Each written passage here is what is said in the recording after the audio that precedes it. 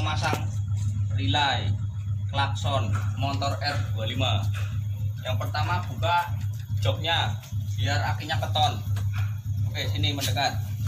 Bahan yang harus disiapkan adalah tentunya relay, soket relay buat nyolokna, kabel siapkan 3 meter biar turah, plaster, udah itu aja.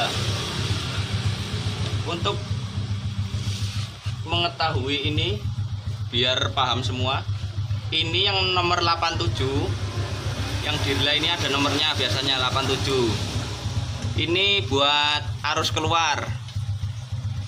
Yang 30 yang ini, yang 30 itu dari aki ke aki, ini kabel ke aki 30. Yang 85 masa bebas, yang penting ke bodi masa. Yang 86 ini dari tombol klakson, ini nanti sambung ke tombol klakson ini yang nomor 86.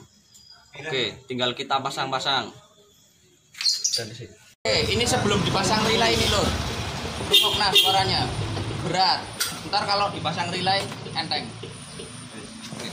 Ini sesudah dipasang relay lur, relaynya ditaruh di depan.